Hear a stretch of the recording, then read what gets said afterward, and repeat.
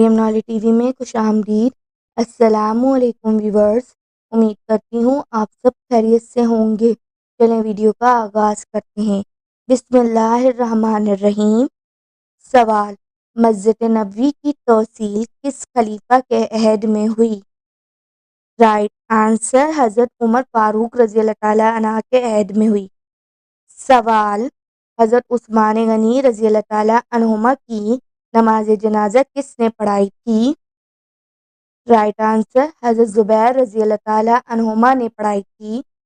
سوال: وہ کون سے صحابی رضی اللہ تعالیٰ عنہما ہیں جن کے جنازے کو خود حضور صلی اللہ علیہ وآلہ وسلم نے کندھا دیا تھا؟